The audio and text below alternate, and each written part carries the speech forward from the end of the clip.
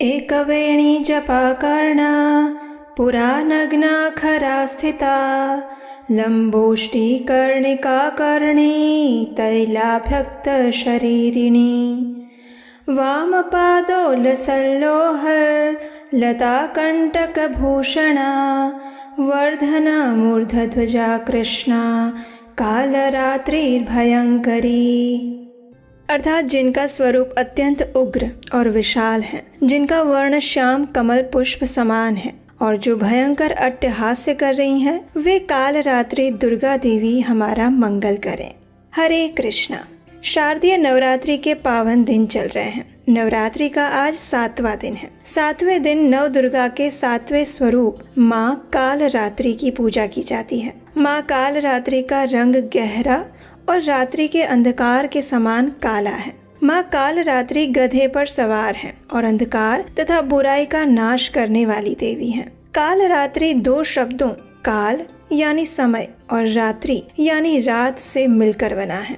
काल को हरने वाली माँ कालरात्रि का स्वरूप अत्यंत उग्र और रौद्र है, जो भयानक अट्टहास्य कर रही है। जब माता पार्वती ने शुंभ निशुंभ और रक्त बीज को मारने के लिए अपना सुनहरा रंग त्याग दिया और क्रोध से भर गई, तब वे कालरात्रि कहलाई। दानवों का संहार करने के लिए वे गधे पर सवार होकर हाथ में अस्त्र शस्त्र धारण कर युद्ध मैदान में आ गई। माँ का ये रूप अत्यंत रौद्र और भयावह है, लेकिन माँ कालरात्रि अत्यंत दयालु और कल्याणकारी है। माँ आद्य शक्ति ने ये स्वरूप शुंभ निशुंभ और रक्त जैसे दुष्ट दानवों का सर्वनाश करने के लिए धारण किया था। देवताओं की रक्षा के लिए नवरात्रि के 7वें दिन माँ कालरात्रि प्रकट हुई थी। माँ कालरात्रि अर्थात माँ काली अपने भक्तों को भय और अकाल मृत्यु से बचाने वाली देवी हैं, जो नव दुर्गा का रुद्र रूप है।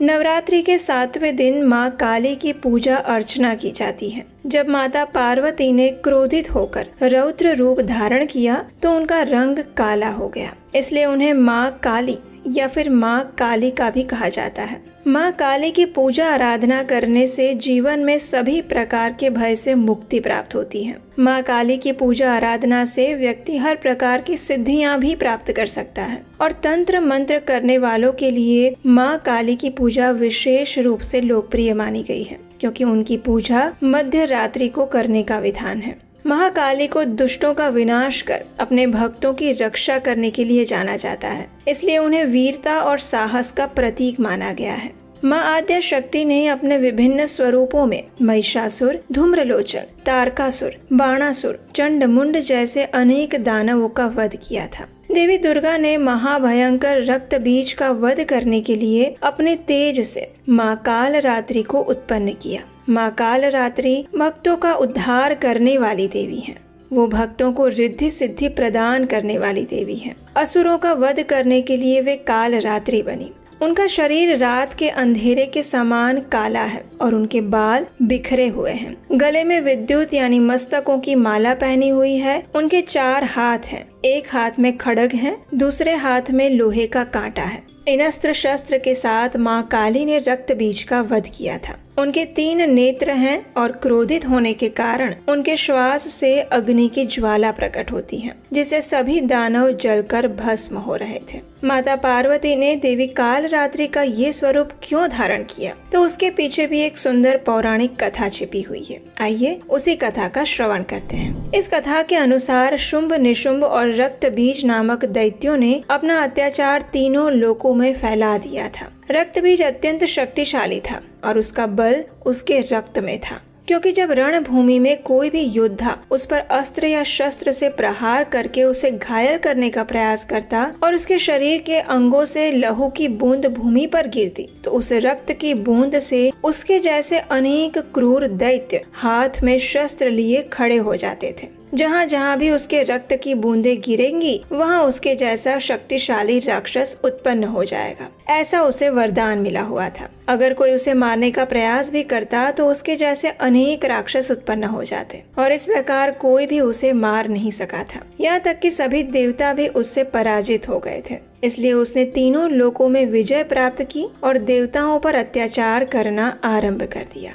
अब सभी देवता दुखी होकर माता पार्वती के पास आए और अपनी व्यथा कह सुनाई। माता पार्वती से प्रार्थना करते हुए वे इस दुष्ट दानव से उनकी रक्षा के लिए याचना करने लगे। देवताओं का दुख सुनकर माता पार्वती अत्यंत क्रोधित हो गई। उन्होंने अपना रौद्र रूप धारण कर लिया। माँ आद्या शक्ति माँ दुर्गा ने इस रक्त बीज से युद्ध किया। जितनी भी बार माँ आद्या शक्ति रक्त बीज के अंग को काटती तो उसके अंग से रक्त की बूंदें भूमि पर गिरती और उससे अनेक नए दानव उत्पन्न हो जाते। माँ आद्या शक्ति ने अपने ही स्वरूप देवी चंडिका को अब आदेश दिया कि जब मैं इस राक्षस पर प्रहार करूंगी तो इसके शरीर से जो भी रक्त की बूंदें गिरेंगी उसे भूमि पर ना गिरने दिया जाए और उससे पहले ही उसे पी लिया जाए। एक भी रक्त की बूंद भूमि पर गिरने मत देना, क्योंकि रक्त की बूंद पृथ्वी पर नहीं गिरेगी तभी उसमें से दूसरा असुर उत्पन्न नहीं होगा और तभी इस रक्त बीज का वध हो पाएगा। माँ आद्या शक्ति के आदेश पर देवी चंडिका ने वैसे ही किया। माँ चंडी का रूप उग्र हो गया। उन्होंने अपना मुख विकराल कर लिया और जैसे जैसे महाकाली उस दैत्यों का संहार करने लगी वैसे वैसे ही चंडिका ने वो सभी जो रक्त की बूंदें गिर रही थी उनको पीना शुरू कर दिया। माँ चंडिका ने कई राक्षसों को निगल लिया था और रक्त बीज के लहू की एक बूंद भी धरती पर गिरने से पहले ही देवी चंडिका ने पी ली थी। इस प्रकार अंत में माँ आद्या शक्ति ने अपने इस रूप से रक्त बीज का नाश किया और देवताओं की रक्षा की। उसी तरह आज भी माँ काली अपने भक्तों के जीवन में आने वाली कठिनाइयों को दूर कर उनकी रक्षा करती है, जीवन में सुख समृद्धि प्रदान करती है। महाकाली का नाम लेने मात्र से बुरी शक्तियाँ भयभीत होकर भाग जाती हैं। माँ कालरात्रि की पूजा विधि विधान से करनी चाहिए। इस पूजा को सुबह जल्दी करने की सलाह दी जाती है, इसलिए इस दिन सुबह ब्रह्म मुहूर्त में उठकर स्नान करके स्वच्छ हो जाएं। फिर गंगा जल अथवा गौमूत्र से घर और पूजा घर को शुद्ध करें। लाल वस्त्र पहनकर कलश की संपूर्ण विधि के साथ अक्षत, सिंदूर, पुष्प से पूजा करें। माँ का आवाहन करें, उनकी पूजा करें, उनके समक्ष दीपक जलाएं। पुष्प, सिंदूर, अक्षत आदि से विधि पूर्वक पूजा करें और पूजा करते समय इस मंत्र का जाप करें। ओम कालरात्रे नमः। इस मंत्र का उच्चारण करने से मन में शुद्ध भक्ति भाव उत्पन्न होता है। उसके बाद माँ को भोग अर्पित करें। माँ कालरात्रि को गुड़ अथवा गुड़ से बने हलवे का भोग अर्पित करना चाहिए। फिर माँ की आरती स्तुति करें। इस दिन काली चालीसा, सिंध कुंजिका स्तोत्र आदि का पाठ कर सकते हैं। इसके उपरांत नवरात्रि के 7वें दिन की रात को तिल के तेल या फिर सरसों के तेल की अखंड ज्योत भी जलानी चाहिए और देवी की विशेष विधि से पूजा करनी चाहिए।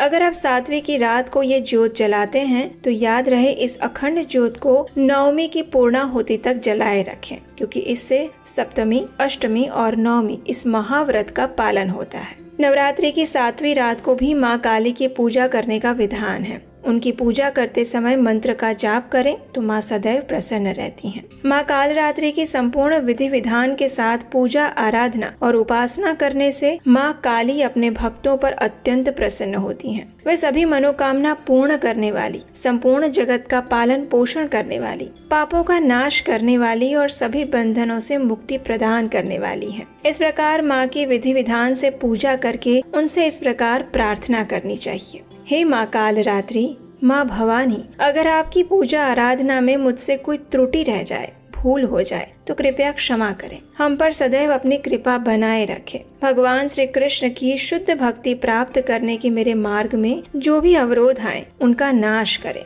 और मुझे भगवान की भक्ति प्रदान करें। इस प्रकार प्रार्थना करते हुए आप नवरात्रि के 7वें दिन की पूजा कर सकते हैं। आज की कथा बस